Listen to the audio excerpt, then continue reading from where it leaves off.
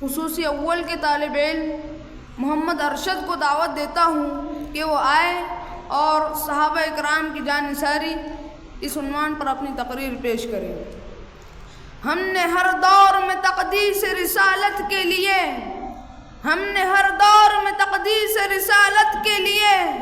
وقت کی تیز ہواؤں سے بغاوت کی ہے، توڑ کر سلسلے رسم سیاست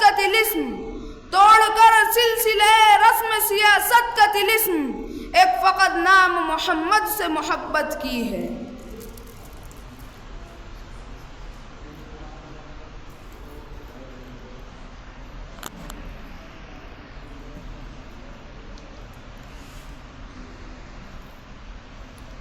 بسم اللہ الرحمن الرحیم، الحمد للہ رب العالمین، والصلاة والسلام علی سید المرسلین وعلی آلہ واصحابہ اجمعین، اما بعد فاعوذ باللہ من الشیطان الرجیم، بسم اللہ الرحمن الرحیم۔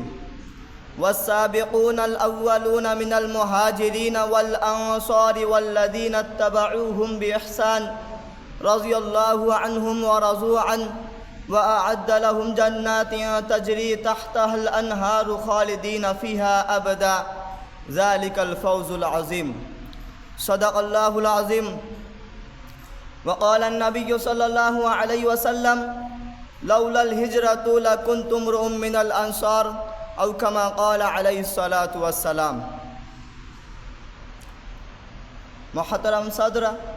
میرے مشفق و مربی اساتذہ اکرام اور میرے علم زندگی کے ہم سفر ساتھیوں، آج کے اس پر رونق مجلس میں ان اصحاب خیر کا تذکرہ ہوگا جن کے بارے میں اللہ تعالیٰ نے ارشاد فرمایا، یہ وہ لوگ ہیں جن کے دلوں کو اللہ پاک نے تقوی کے لیے خالص کر دیا، ان کے لیے مغفرت کا اعلان اور اجر عظیم ہے۔ حضرات، انسان کے لیے تھوڑے عرصے تک مصائب برداشت کر لینا زیادہ دشوار نہیں ہے، کچھ دنوں کے لیے وہ مالی نقصان بھی اٹھا سکتا ہے، جسمانی اذیتیں بھی برداشت کر سکتا ہے، بلکہ اس سے بڑھ کر ایک مرتبہ جان بھی دے سکتا ہے، مگر جیتے جی ہمیشہ کے لیے خیش و اقارب، اہل و عیال اور مال و دولت سب چھوڑ کر جلا وطنی کی مصیبت نہیں سہ سکتا۔ مہاجرین رضوان اللہ علیہم اجمعین کا سب سے بڑا ایثار، سب سے بڑی قربانی اور سب سے بڑا شرف یہی ہے کہ وہ صرف خدا رسول کی خوشنودی کے لیے اپنے وطن، اپنے اہل و عیال اور اپنے مال و جائیداد کو چھوڑ کر بے خانما ہوئے۔ وہ جذبہ فدائیت ہے جس کی مثال مذاہب عالم کی تاریخ کے صفوں میں نہیں مل سکتی۔ جب وہ گھر سے بے گھر ہوئے تو ان کے جیب و دامن مال و دولت کے زخارف سے خالی تھے، کھانے پینے تک کا سہارا نہ تھا، نہ کپڑا تھا، نہ غلہ تھا، غرض و ہر قسم کی مادی دولت سے تہی دامن تھے، لیکن ان کے دل ایمان، خدا رسول کی محبت اور ولولہ مذہب کی دولت سے معمور تھے، اور اس نے ان کو تمام زخرفات دنیاوی سے بے نیاز کر دیا تھا۔ انہی حضرات کے بارے میں اللہ تعالیٰ اپنی کتاب میں ارشاد فرماتے ہیں، والذین ہاجروا فی اللہ من بعد ما ظلموا لنبوئنہم فی الدنیا حسنہ وَلَأَجْرُ الْآخِرَةِ أَكْبَرُ لَوْ كَانُوا يَعْلَمُونَ۔ اور وہ لوگ جنہوں نے اللہ کے راستے میں ہجرت کی، ظلم کیے جانے کے بعد ہم انہیں ضرور بضرور دنیا میں اچھا ٹھکانہ دیں گے اور آخرت کا اجر بڑائی ہے اگر وہ جانتے۔ میرے بھائیوں، علامہ ابن تیمیہ نے منہاج السنہ میں مہاجرین کی اس فضیلت کا ذکر ان الفاظ میں کیا ہے کہ احمد بن حنبل اور دوسرے علماء کہتے ہیں کہ مہاجرین میں کوئی منافق نہ تھا، بلکہ نفاق انصار کے قبیلوں میں ظاہر ہوا۔ جب مدینے میں اسلام کا غلبہ ہوا اور اس میں اوس و خزرج کے قبیلے داخل ہوئے اور مسلمانوں کو ایک ایسا محفوظ گھر مل گیا جس کے ذریعے سے وہ اپنی حفاظت کرنے اور لڑنے پر قادر ہو گئے، تو مدینے کے باشندے اسلام میں داخل ہو گئے اور اس کے قرب و جوار کے اعراب خوف اور جان بچانے کے لیے اسلام لائے۔ یہ لوگ منافق تھے، جیسا کہ خداوند تعالیٰ فرماتے ہیں، وَمِمَّنْ حَوْلَكُمْ مِنَ الْأَعْرَابِ مُنَافِقُونَ وَمِنْ أَهْلِ الْمَدِينَةِ مَرَضُوا عَلَى النِّفَاقِ لَا تَعْلَمُهُمْ نَحْنُ نَعْلَمُهُمْ سَنُعَذِّبُهُمْ مَرَّتَيْنِ۔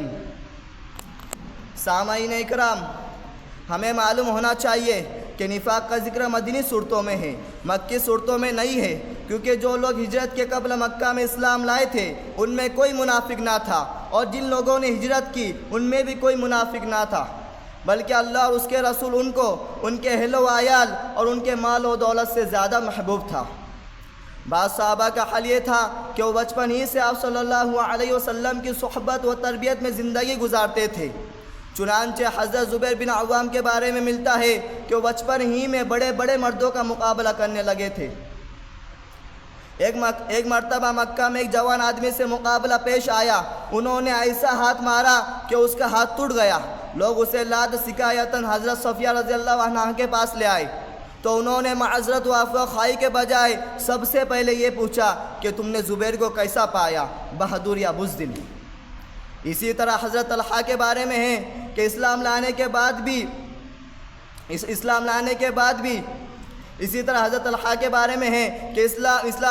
بعد بھی کفار کے ظلم و ستم سے محفوظ نہ رہے۔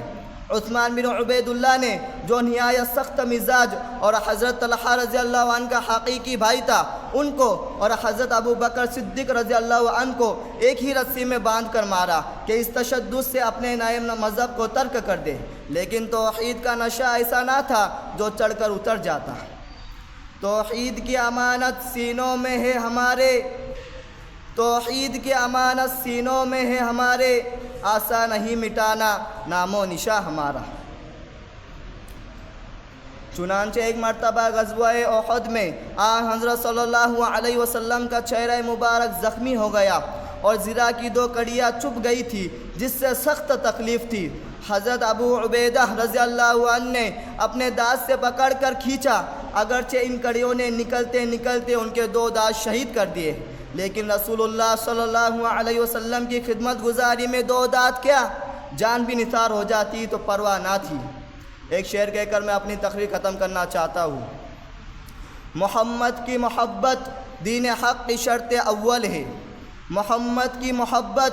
دین حق کی شرط اول ہے، اسی میں ہو اگر خامی تو سب کچھ نامکمل ہے۔ وآخر دعوانا ان الحمد للہ رب العالمین۔